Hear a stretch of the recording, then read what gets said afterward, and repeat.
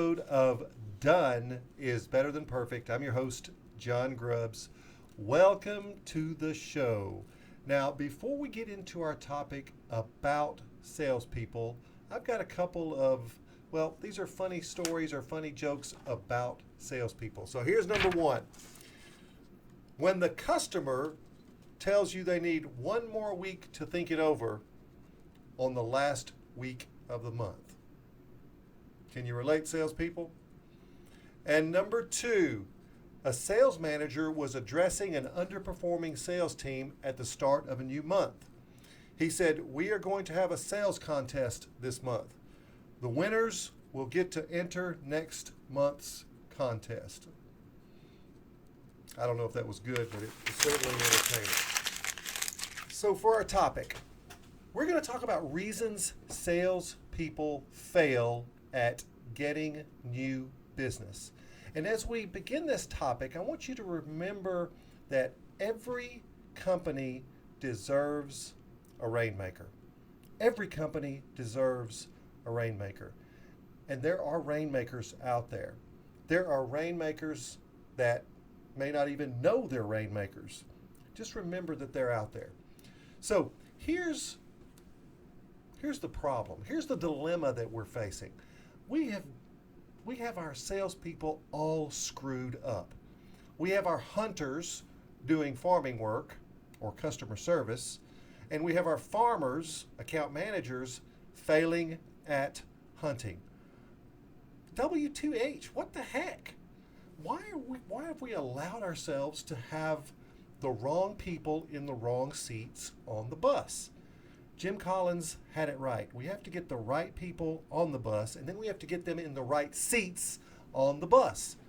So, hunters. Remember, hunters are salespeople who love to chase new leads and sales. They're the hunters. They're looking for new leads. They're looking for new sales, and they love the work. They love the challenge. Farmers, on the other hand, prefer to get more business out of their existing clients. There will always be a debate about which is better, but it ultimately depends on two things: the type of product you're selling or the service that you're selling. It will also depend on the goals that you have. If you have new business goals, you're not likely to be successful with a farmer. And it may also depend on what you are selling. Some sales processes have longer cycles. And if you serve a small niche clientele, new business may not be your goal. It may be just getting more from the people you have. But today's topic is about new sales. This is about new business development. Mike Weinberg, and I'm going to talk about his book at the end. He says there are 16 ways or 16 reasons people fail at new business development. So I'm going to share those 16 with you, and we'll kind of summarize at the end, and I'll kind of give you a little more information at the end. So don't leave. There's only 16, and I'm not going to make this long and drawn out. Stay with me until the end. Now, before I get into the 16, if you find today's show valuable, click on subscribe, slam the bell, and you'll get notified every time we have a new show. So here's number one. Salespeople haven't had to or don't know how to prospect.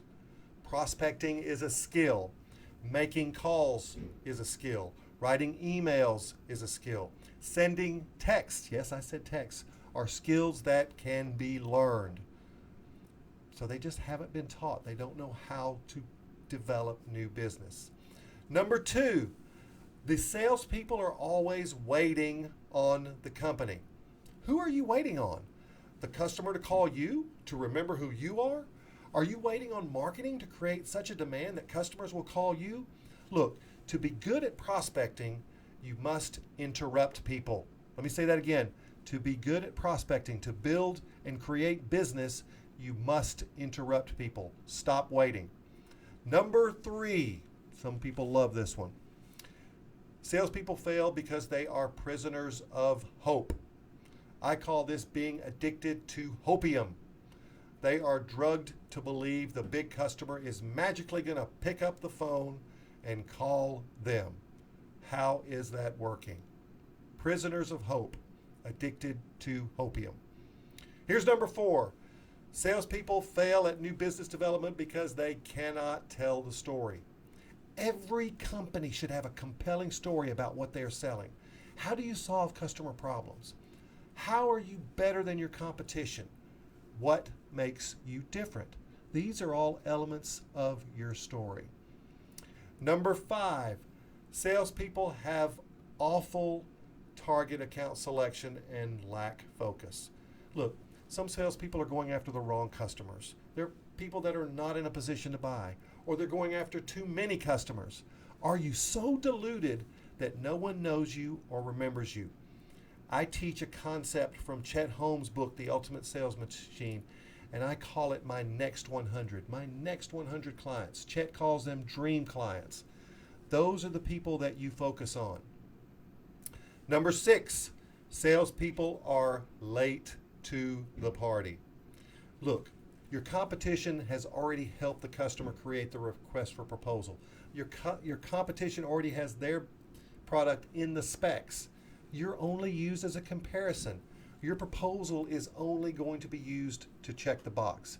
This is why you have to prospect. You have to get there in the beginning to be a part of the customer journey to your product, to be a part of the customer journey to buy. Here's number 7. Salespeople have a negative attitude and pessimistic outlook. Negative thinking salespeople? Really? Should we even discuss this one? There is no way you will survive in prospecting with a negative outlook on the future. Amen? Number 8. Salespeople are guilty of fake or pitiful phone effort. Now, who thinks cold calling is dead? If you believe that, get out of business development. The phone is the most effective and efficient way to interrupt a prospect. Let me say that again. The phone is the most effective and efficient way to interrupt a prospect.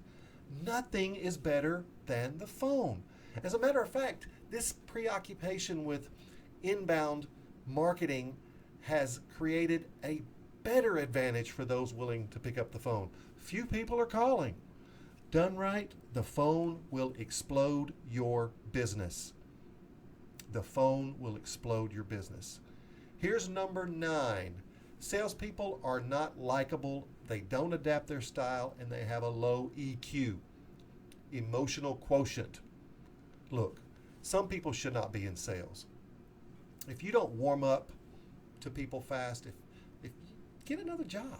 If you can't read others' emotions, get another job. Not everyone is the elite sales athlete. I'll come back to that at the end. Number 11, salespeople fail because they love to babysit their existing clients. Look, I know existing customers are safe. I know you are scared to go out there. Get over it. Number 12, salespeople fail at prospecting because they are busy being good corporate citizens. Now, do not let other activities keep you from prospecting. You are the pro. This is how you make your money. How does a surgeon make money without using her scalpel? This is your golden hour. This is your time to make money.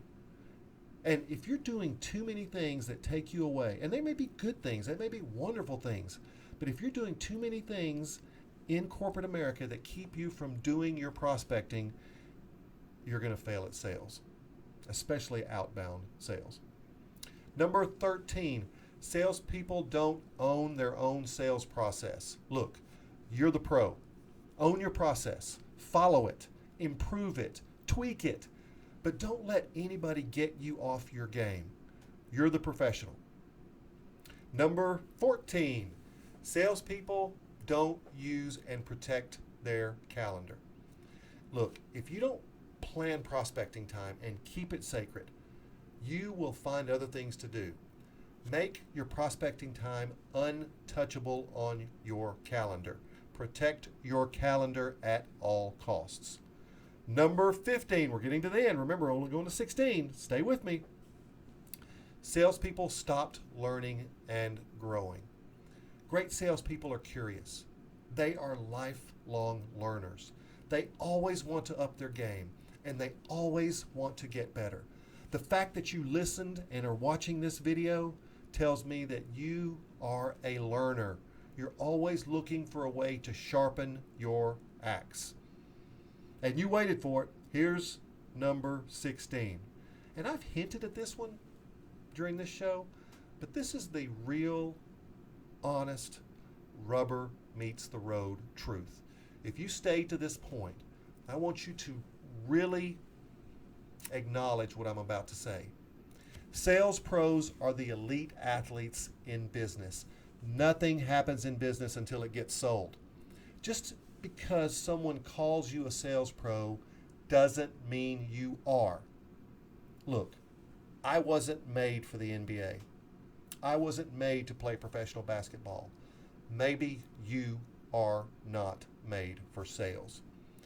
So, Mike Weinberg did a great job in his new book, New Sales Simplified.